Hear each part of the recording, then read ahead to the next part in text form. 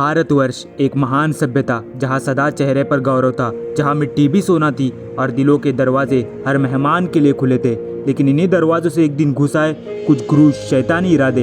बाहरी आक्रांताओं ने इस देश को छल्ली छल्ली कर दिया था। ये बात तब की है जब व्यापार करने आए हुए अंग्रेजों ने पूरे भारतवर्ष में अपना हक दिखाना शुरू कर दिया था। पूरा भारतवर्ष गुलामी की इन बेड़ियों में बनता चला जा रहा था। लेकिन जब इस गुलामी की बेड़ियां झांसी की तरफ बढ़ने लगी, तब आज़ादी की एक ऐसी लहर उठी जिसने पूरे भारतवर्ष को जागरूक कर दिया। जहां दूसरी रियासतें अंग्रेजों के सामने अपनी नाक रगड़ रही थी, वहीं झांसी की मिट्टी को इस गुलामी की बेड़ियां बंदी न बना पाई। जब इसी हिंसा और अत्याचार के बीच घायल हो रही थी भारत माँ, तब इस मातृभूमि के रक्षण हेतु स्वतंत्रता की तलवार लेकर इस गुलामी की बेड़ियों को तोड़ के भारतवासियों में स्वतंत्रता की लहर जागृत करने वाली एक वीर पराक्रमी रानी की कहानी आज हम सुनने वाले हैं। हाँ दोस्तों, मैं बात कर रहा हूँ झांसी की रानी लक्ष्मीबाई की। रानी लक्ष्मीबाई एक ऐसी मशाल थी जिसने गुलामी के बीच पूरे भारतवासियों के अंदर आजादी की ज्वाला प्रज्वलित की, जिनके पराक्रम और वीरता से अंग्रेजों की रातों की नींद ही उड़ गई थी। रानी लक्ष्मीबाई एक ऐसी शेरनी थी जिन्हें युद्ध में लड़ता देख अंग्रेजों की रूह तक कांप जाती थी। रानी लक्ष्मीबाई ने ना कि स्वतंत्रता के लिए लड़ाई लड़ी, बल्कि केवल 28 साल की आयु में वीरता के साथ ब्रिटिश काल में ही छत्रपति शिवाजी महाराज के बाद फिर से अपने नेतृत्व में मराठा साम्राज्य की स्थापना की थी। तो चलिए इस कहानी की शुरुआत करते हैं। 24 अगस्त 1660 ये वो समय था जब अंग्रेज पहली बार भारतीय उपमहाद्वीप सूरत के बंदरगाह पर व्यापार करने के इरादे से उतरे। 20 वर्ष बाद कंपनी ने कोलकाता में एक कारखाना स्थापित करके भारत के पूर्वी भागों में अपनी उपस्थिति फैलाई। 1750 के दशक तक ईस्ट इंडिया कंपनी ने भारतीय राजनीति में हस्तक्षेप करना शुरू कर दिया था। विविध रियासतों में फैला ये प्रदेश सोने की चिड़िया है, ये अंग्रेज समझ चुके थे और इन्हीं रियासतों के आपसी मतभेदों का फायदा उठाकर अंग्रेजों ने एक एक राज्य को विभाजित करके उनमें फूट पाट नीति से उनको पराजित करने की योजना बनाई। अंग्रेजों की आधुनिक बंदूकों के सामने तलवार की धार कम होने लगी थी। पूरे भारतवर्ष में गुलामी और अत्याचार के काले बादल मंडरा रहे थे। इसी अंधकार में एक प्रकाश की ज्योत लिए 19 नवंबर 1828 में भारत के बनारस शहर में एक मराठा ब्राह्मण परिवार में रानी लक्ष्मीबाई का जन्म हुआ। उनके पिता मोरोपंत तांबे ने उनका नाम मां काली के सम्मान में मणिकर्णिका रखा। प्यार से उन्हें सब मनु बुलाने लगे। जब मनु 5 वर्ष की थी तभी उनकी मां भागीरथी बाई की मृत्यु हो गई थी। मोरोपंत बिटूर जिले के पेशवा बाजीराव द्वितीय के लिए काम करते थे। क्योंकि घर में मनु की देखभाल के लिए कोई नहीं था, इसलिए मोरोपंत मनु को अपने साथ पेशवा के दरबार में ले जाने लगे, जहां चंचल और सुंदर मनु को सब लोग प्यार से छबीली कहकर बुलाने लगे। पेशवा ने मनु के पालन पोषण की जिम्मेदारी अपने कंधों पे ली। पेशवा ने उन्हें अपनी बेटी की तरह संभाला। हर रोज पेशवा मनु को छत्रपति शिवाजी महाराज की और उनके किए पराक्रमों की कहानियां सुनाते, जिससे मनु का दिल आजादी के लिए दहज उठता था। मनु हर रोज तात्या टोपे के मार्गदर्शन में नाना साहेब के साथ तलवारबाजी का अभ्यास करती थी। एक ब्राह्मण होने पर भी उनमें शतरानी के सारे गुण थे। तलवारबाजी हो, निशानाबाजी हो या घुड़सवारी हो, इन सभी में वो माहिर होती चली जा रही थी। एक बार ऐसे ही पेशवा के बेटे नाना साहेब हाथी की सवारी कर रहे थे। तभी मनु को भी हाथी की सवारी करने की इच्छा हुई, लेकिन किसी ने उनको हाथी की सवारी करने नहीं दी और नाना साहेब ने उनको चिढ़ाते हुए कहा, मनु तेरे भाग्य में हाथी पर बैठना नहीं है। तभी रोती हुई मनु ने अपने आंसू पोंछते हुए कहा कि मेरे भाग्य में एक हाथी नहीं, मेरे भाग्य में 10-10 हाथी है। और आगे चलकर ऐसा ही हुआ। वक्त बीतता गया और समय के परिवर्तन के साथ साथ पेशवा की छोटी सी छबीली अब 14 वर्ष की हो गई थी। पेशवा की इस पराक्रमी कन्या की खबर पूरे भारतवर्ष में फैल गई थी और यहाँ झांसी को भी ऐसे ही कन्या की तलाश थी। जैसे ही झांसी में मणिकर्णिका की खबर पहुंची, वैसे ही थोड़े दिनों बाद मनु के लिए झांसी के राजा गंगाधर राव का रिश्ता आया।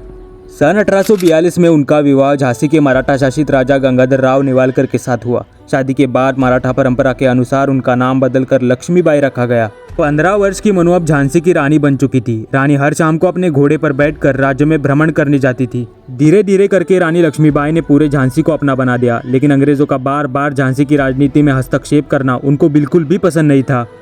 अंग्रेज झांसी के ही क्षेत्र में लोगों पर अत्याचार करते और उनके पशुओं को जबरदस्ती बंदी बनाकर मार कर खा जाते। जब ये बात रानी लक्ष्मीबाई को पता चली तो वो आग बबूला हो उठी। जल्द ही उन्होंने सारे पशुओं को मुक्त किया और हो रहे अत्याचारों को रोक दिया। अब झांसी के लोगों में रानी के खिलाफ आदर जागृत होने लगा था, लेकिन अंग्रेजों के मन में झांसी के लिए और नफरत पैदा हो गई थी। कंपनी ये बात बखूबी जानती थी कि झांसी भारत के धनी रजवाड़ों में से एक है। जैसे तैसे करके वो अन्य रियासतों की तरह झांसी को भी हड़पना चाहते थे। अब झांसी को इंतजार था तो सिर्फ अपने उत्तराधिकारी का। समय बीतता गया और 1851 में रानी लक्ष्मीबाई ने एक बेटे को जन्म दिया, जिसका नाम दामोदर राव रखा गया। उत्तराधिकारी के जन्म के जश्न में झांसी जगमगा रही थी। चारों तरफ बस खुशी का माहौल था, लेकिन ये खुशी ज्यादा देर तक झांसी में टिक ना पाई। 3 महीने बीतने के बाद ही दामोदर राव की मृत्यु हो गई।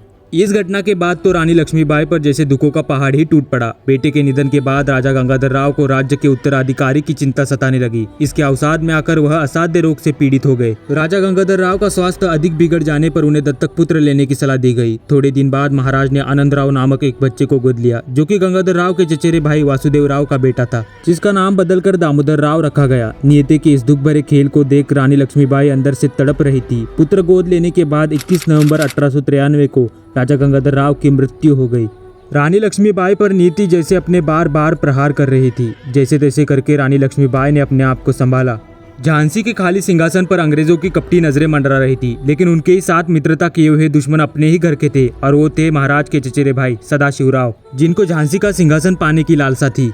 इसीलिए रानी लक्ष्मीबाई ने अपने दुख को त्याग अपने कर्तव्य को चुना और 10 जून 1857 को काशी तक काल दरबार बुलाया गया। अपने दत्तक पुत्र दामोदर राव नेवालकर के नाम पर बुंदेलखंड धनाधनेश्वरी महारानी लक्ष्मीबाई का राज्याभिषेक हुआ। रानी ने शपथ ली, मैं लक्ष्मीबाई प्रतिज्ञा करती हूँ कि जब तक मेरे शरीर में रक्त है, जब तक मेरे हृदय में धड़कन है, जब तक मेरे श्वास में प्राण है, तब तक मैं पूर्ण निष्ठा से झांसी की सेवा करूंगी। नहीं झुकने दूंगी झांसी का स्वाभिमान, नहीं झुकने दूंगी मातृभूमि का मस्तक। अब रानी लक्ष्मीबाई संपूर्ण बुंदेलखंड की साम्राज्ञी बन चुकी थी। झांसी अब पूरी तरह से रानी लक्ष्मीबाई के नेतृत्व में चल रही थी, और यही बात अंग्रेजों को खटक रही थी। अंग्रेजों को लगा कि ये भी बाकी सारी औरतों की तरह अपने पति की अस्थि लेकर काशी चली जाएंगी और हम यहाँ झांसी पर कब्जा कर लेंगे। अपना प्लान फंसता देख अंग्रेजों ने दामोदर राव को दत्तक पुत्र मानने से इनकार कर दिया। लॉर्ड डलहौजी ने हड़प नीति लागू करके मध्यरात्रि के बीच कैप्टन गॉर्डन द्वारा झांसी के किले पर कब्जा किया। दामोदर राव के सिंहासन के दावे को खारिज कर दिया और राज्य को अपने क्षेत्रों में मिला लिया। रानी लक्ष्मीबाई को पता था कि कभी न कभी हम किले में फिर से आएंगे, लेकिन अभी अपनों की जान खतरे में डालना मूर्खता ही होगी। इसी की वजह से रानी लक्ष्मीबाई को यह किला छोड़ना पड़ा। रानी लक्ष्मीबाई को 60,000 रुपए की वार्षिक पेंशन दी गई और महल और किले को खाली करने का आदेश दिया गया। वो काफी दिनों तक किले के पास के रानी महल में रही। थोड़े ही दिनों बाद लंदन से पशु चर्बी वाले कारतूस भारत भेजे गए। इसको लेकर 10 मई 1857 को लखनऊ और बैरकपुर में भारतीय विद्रोह शुरू हुआ। अंग्रेजी सेना में नियुक्त सभी भारतीय सैनिकों ने अंग्रेजों के खिलाफ विद्रोह शुरू कर दिया था। झांसी 1857 के संग्राम का प्रमुख केंद्र बन गया था, जहां हिंसा भड़क उठी थी। विद्रोही सेनाओं ने कैप्टन गॉर्डन समेत सभी अंग्रेजी सेनाओं को मार दिया था।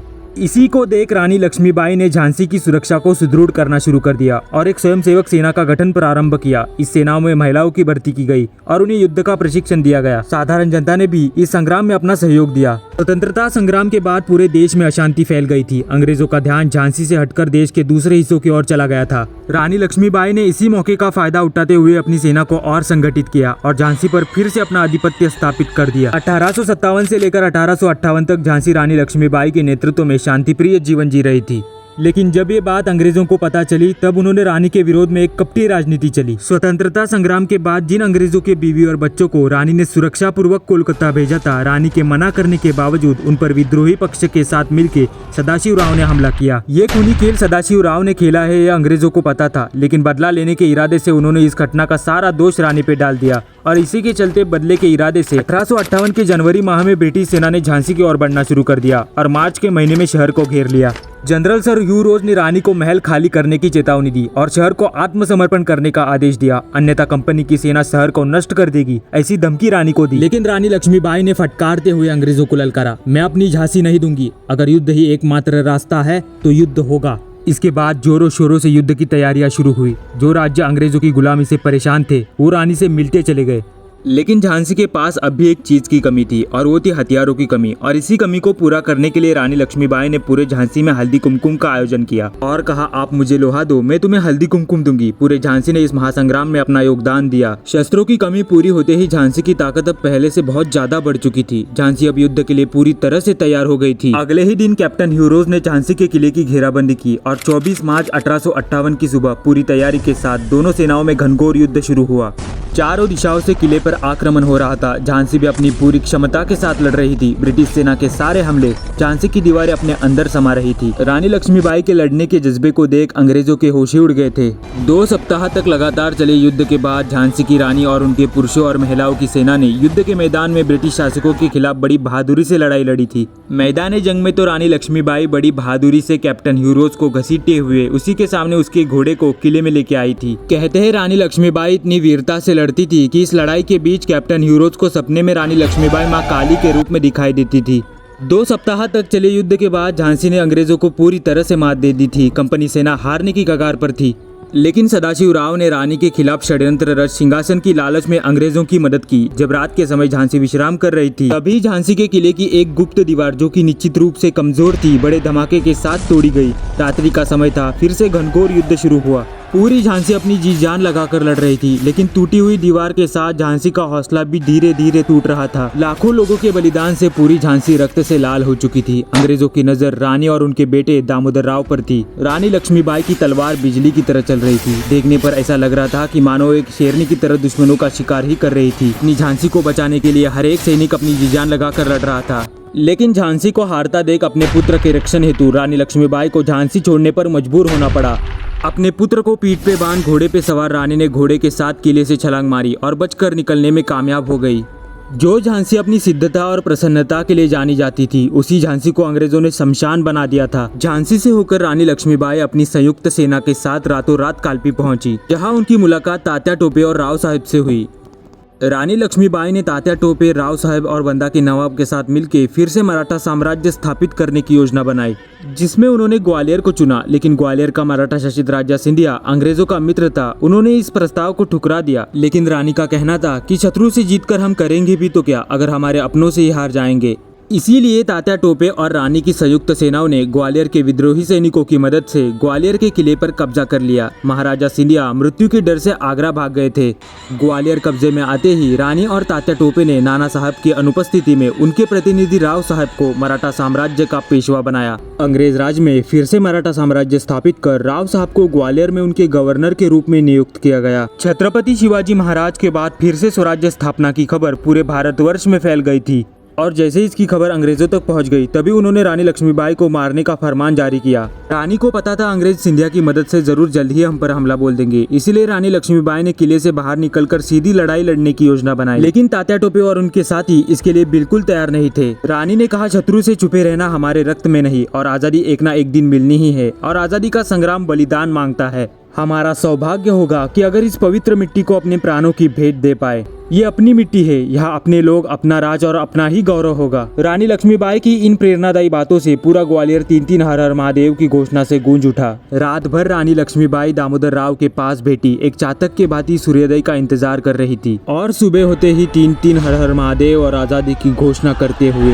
18 जून 1858 ग्वालियर में कोटा की सराय के पास रानी लक्ष्मीबाई ने बहुत बड़ी सेना के साथ अंग्रेजों की टुकड़ी पर सीधा आक्रमण किया, जिसमें कि बहुत से राजा और बहुत से भारतीय शामिल थे। सेना 3 हिस्सों में बटी थी। एक का नेतृत्व रानी लक्ष्मीबाई खुद कर रही थी, तो दूसरे का तात्या टोपे और राव साहब कर रहे थे।